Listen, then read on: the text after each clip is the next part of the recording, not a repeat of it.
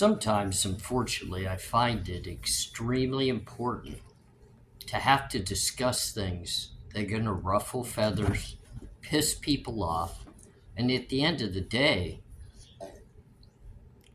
really just make people act like trolls or children.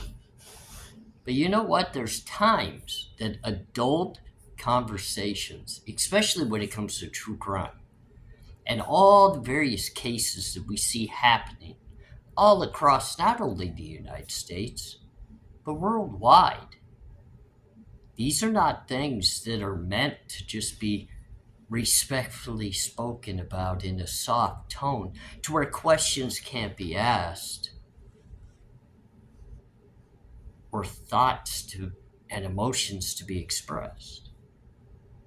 No, I don't always feel as though I have to pick apart cases to find certain little pieces of craziness within them.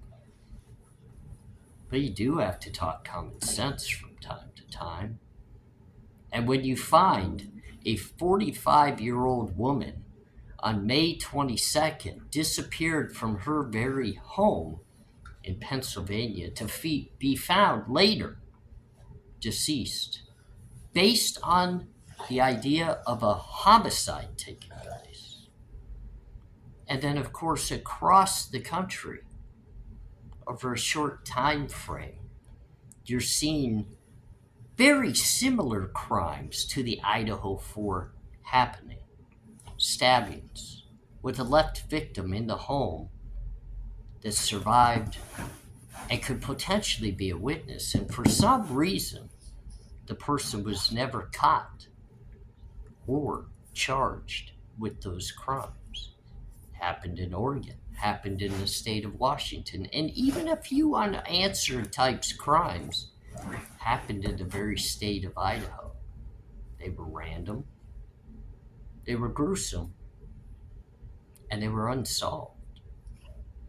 Now, today, we sit here on May 2nd and we watch a very hearing happening in the Idaho courthouse where Bryan Kohberger is on the path to trial for a quadruple homicide case that has so many questions, not only about the evidence portion of it, but how is Bryan Kohberger even possibly connected to either the victims or even the crime scene? It's all still up in the air, and there's so many questions. I'm ARHayes. This is Convict's Thoughts. This is not the easiest conversation to have, but I've been in my mind for a very long period of time, knowledgeably behind the very scenes, dissecting the possibility that Brent Kopacka, with his PTSD, with his mental backstepping, because he wasn't getting the help that he needed. It's very clear on body cam footage when he sits in a hotel hallway, very clearly disintegrating within his own mental state. He's lost, ladies and gentlemen, and our law enforcement was right there capable of patting him on the shoulder and getting him the help that he needed. At the end of the day, sometimes it's that help that people need that could potentially save others' lives. If you really just dissect what we see that transpired and the way that the investigation and the evidence has been withheld from everybody's point of view in the Idaho 4, there's a very reason to it. And I'm going to tell you just from personal experience, they don't always protect snitches, informants, or investigative techniques that are utilized to solve crime. Those are the very things that are normally put right out in front of people's faces to help connect the dots and prove the guilt of an arrested individual that a grand jury or a preliminary hearing indicted. Yes, most cases, the actual evidence against said defendant is available at the time of the arrest. That way, it free flows straight through the process. Could you only imagine if Bryan Kohberger hadn't waived his speedy trial, where we would be sitting today? Just think about that. The stalling maneuvers that would have had to have taken place, and the court would have literally had to save the state's butt by stepping in and awarding delays to the prosecution. And everybody thinks the defense were the ones that need it. The only reason why the defense ever needs delays is if the evidence is not right there before them to dissect and to figure out what type of defense they need to utilize. Of course, some defenses obviously delay things and waive their rights and their speedy trials. And it's all because they absolutely know they have a mountain of evidence that they're going to have to try to overcome to even have a chance in hell of getting experts and people to come to the actual trial on their client's behalf. Ladies and gentlemen, that's not what's happening in the Idaho 4. Ann Taylor today very clearly stated the state doesn't have the very evidence they claim to have in their PCA. They don't have it. So what do they have? What is it that has created this mess of the process of the Idaho 4? It's simple. It's very, very simple. I've seen it before. I've seen it more than once before. The state relied not on witnesses, not on people that were actually at the crime scene that could put Bryan Kohberger there and doing. No. They didn't even fully rely on the video that could possibly show the defendant's car in the area. No, that's not what they relied on either. It's very clear they relied on people within the communities, interviews, and statements that most likely will not be used or even admissible in the court at trial against Bryan Kohberger. It was only used to put puzzle pieces together to get to Bryan Kohberger. But here's the ultimate question, and this is where the adult conversation legitimately comes into play. Were they really going after Bryan Kohberger? Is that who they actually sought? Because remember, the very clear statements, the occupants of the car. Now, ladies and gentlemen, I'm going to express to you some of my own thoughts, opinions, and theories. These are not factual based off of the evidence that we can't even see to come to my conclusions. But this is where I stand today. The FBI was investigating a situation prior to the actual 1122 King Road homicides that involved many of players' names that had been mentioned before, including a couple of people who are now incarcerated that are potential snitches that have given up the word upon people that just so happened to be also involved in the Idaho 4 case. Brent Kopacka fought for our country. Purple Heart awardee. A man that deserved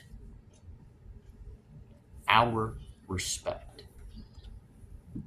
Unfortunately, when he arrived home from all the good he was doing overseas, his mental status and capability of controlling his emotions, thoughts, feelings, and actions most likely went out of the window.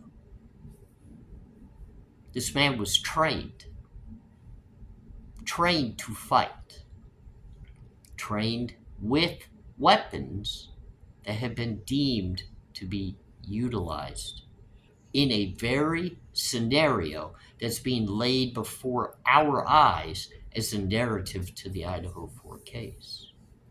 Far more so than a man named Bryan Kohberger, a PhD student who was legitimately book smart. The man had no experience when it comes to a criminal activity background. I'm not saying Brent Kopacka was known to have that either. But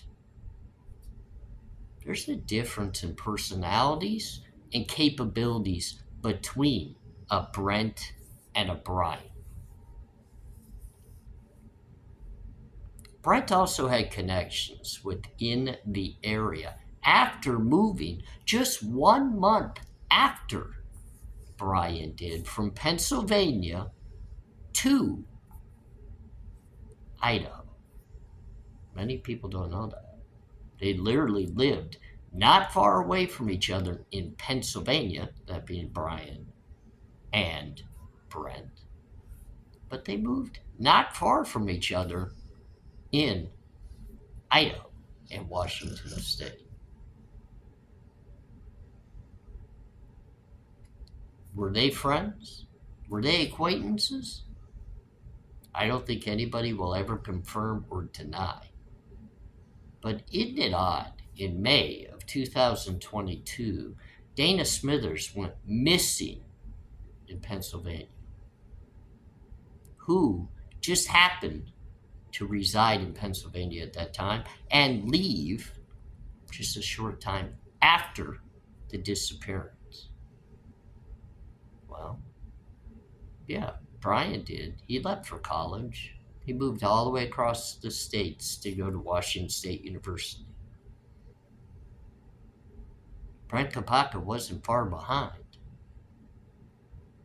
And what did Brent Kopacka move to Washington State for? Was he enrolled in a PhD commitment at a university to further his education? No, it doesn't sound like it. He must have had a great, amazing job offer with great financial earning potential. No, that wasn't it either. So why did he move there? So many people have dissected the reasoning for Bryan Kohberger, who initially many even pointed the finger at, saying he had to have been the one that was involved in the Dana Smithers case in Pennsylvania because a grand jury was convened and his parents possibly forced to come testify. Could that be because maybe it wasn't Bryan they were discussing? Or could it be they had to go discuss the fact that maybe Bryan and Brent knew each other in some way or interacted in a way? Who knows? I mean, many of us interact on social media platforms or various other platforms, gaming platforms, whatever it might be. It is odd, though, that Bryan moved out to further his education at Washington State University, and Brent Just happened to have no reason to be there, except for maybe running away from a possible homicide case in Pennsylvania. Now we got to fast forward. We get to November 13th. We've already clearly seen via body cam footage a picture of both Bryan Kohberger on video having a discussion with law enforcement. But on the flip side of that, we had an also body cam situation with Brent Kopacka having a interaction with law enforcement that wasn't quite as normal. August 29th, body cam footage, video of Bryan Kohberger being pulled over in his white Hyundai Elantra in Moscow, Idaho, that will never, most likely, be released. You don't find that as odd? Considering every possible way that people could get a view of Bryan Kohberger to pick him apart and spread that narrative that he was the stalker, incel, weird type of mentality person gets automatically released to the public. But there's a body cam footage of a pullover that for some reason will not be released. And this could possibly be a very type of body cam that could prove Bryan Kohberger was nuts, that did have some disrespect towards somebody. There was an issue about that stop, but they won't release it. Can you prove Brentkopacka wasn't in the car with him during that stop? Why would I say that? Why would I go Brentkopacka's way? Why would I bring this scenario into play? Well, again, it comes down to non-transparency, lack thereof of explanation of very important things that transpired. How come on the very day that we watched Bryan Kohberger get pulled over 2 times in the state of Indiana while making the drive from the very area that was on the search for a dangerous criminal that had committed quadruple homicide? He is halfway across the country as they decide to begin pulling him over. Whether that to be to gain evidence, whether that be to try anything to ensure that they're following him all the way across the country, even though that it would be no issue to figure out exactly where his mother and father lived and just be there waiting for him when he got there because his father was riding in the car with them. Again, body cam footage of Bryan Kohberger automatically thrown to the wolves to dissect and create a narrative. And right there within that body cam footage, he talks about Brent Kopacka being shot by SWAT back at Washington State University. Why would that matter to him if he didn't know him? Why would that even become a part of everything transpiring if this was a quadruple homicide person on the run, making his way with his father across the country? Why would Brent Kopacka's name even come out of his mouth? Look, I've been a criminal in the past, and in cases that other people had no involvement that I committed, and I was on my way to make a move to get away from the area I committed the crime to a new area, I wasn't thinking of anybody else or the interactions they were having. The Brent Kopacka situation, we watched the very body cam footage of how that went down with SWAT.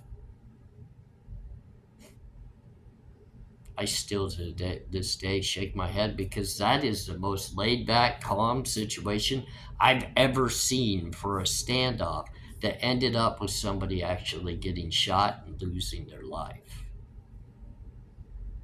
Especially an ex-military considered hero that fought for our country, a Purple Heart, and nobody speaks as if this was such a disaster that he lost his life, that we got to get this out so we prevent it from happening again.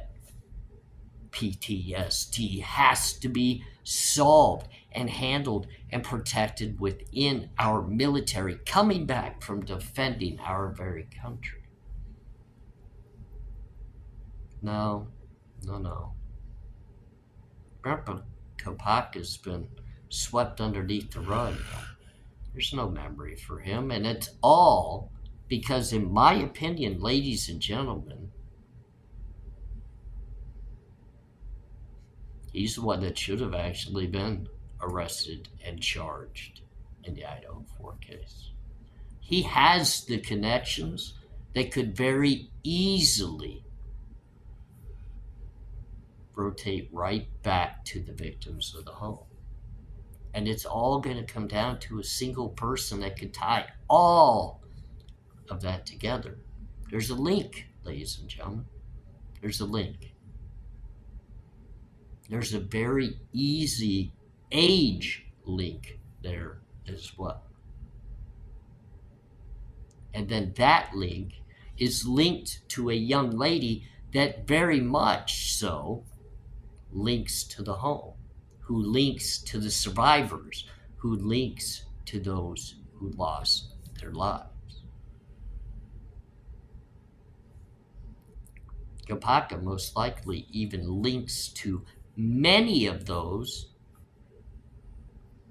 who got told on and arrested within the drug bust ring.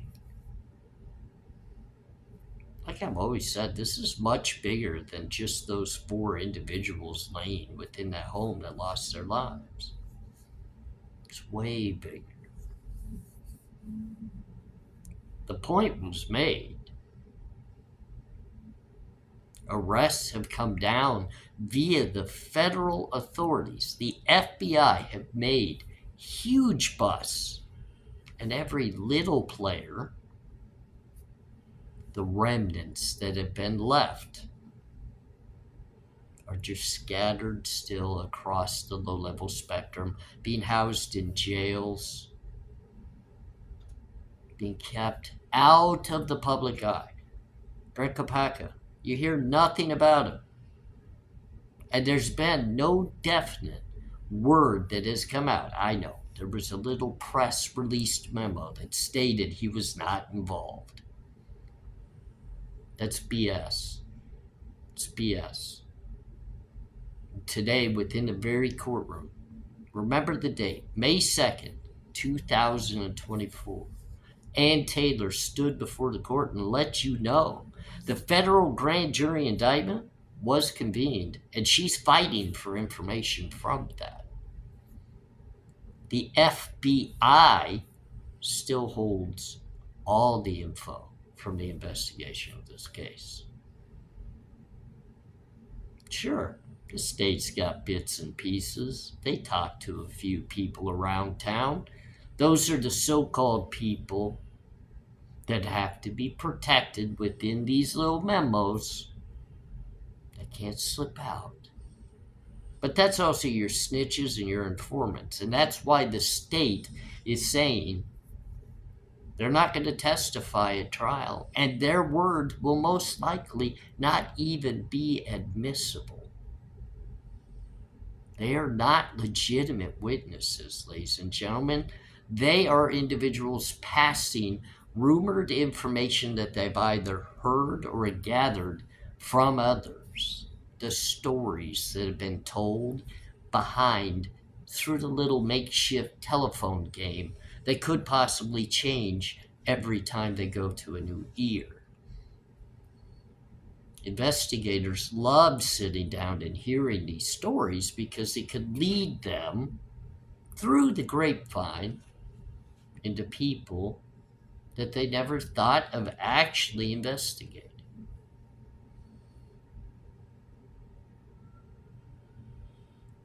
If this was really a Bryan Kohberger individual defendant case,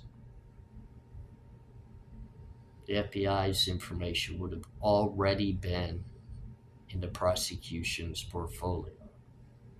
They withheld it back because there's bigger fish to go after than Bryan Kohberger. At the end of the day, in my mind, they know Bryan Kohberger didn't stab anybody. Bryan Kohberger's not even one who would have the capability to do that. At the end of the day, I can't promise you that Bryan Kohberger's not going to end up with charges of possibly aiding and abetting for maybe being the driver of the car.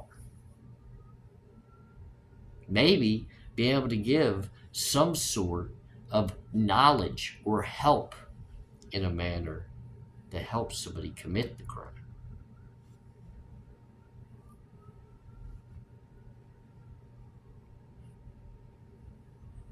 I've never been able to sit down and have a conversation with Brent Kopacka. I've never been able to even see him converse with somebody in a normal mindset type of way. So I can't say anything negative to the real Brent Kopacka. I want people to understand that. There's a difference between the everyday, normal Brent Kopacka prior to all that he had to do to earn that Purple Heart. But that PTSD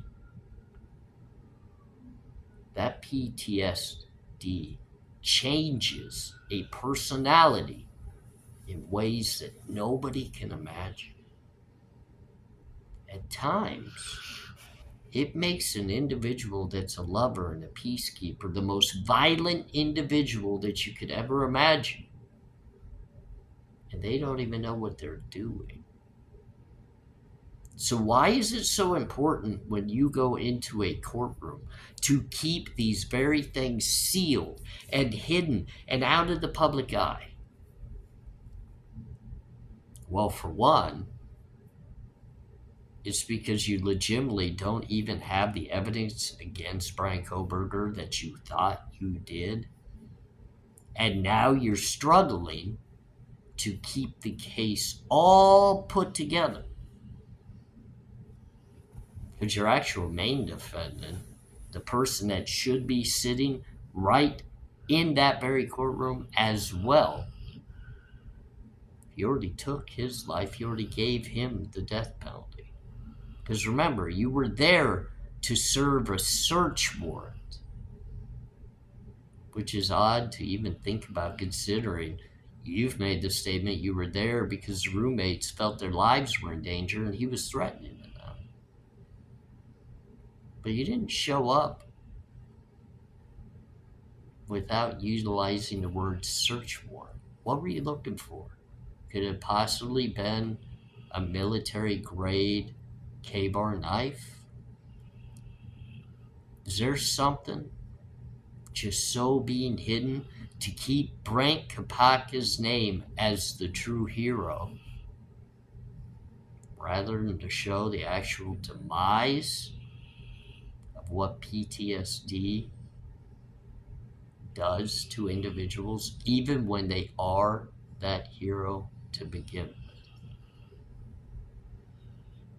Brent Kopacka shaking hands with Demetrius Robinson, who just happens to be the boyfriend of Emma Bailey, who we know frequents the 1122 King Road and is friends with Dylan Mortensen, and Ashley Couch, who's never at the home yet pays for a room. It's a pretty crazy little scenario that there's a connection there, but we haven't seen a connection to Bryan Kohberger yet. I'm ARHayes, Convict's Thoughts. I know, I'm such a madman ruffling those feathers, but guess what? We have to talk like adults.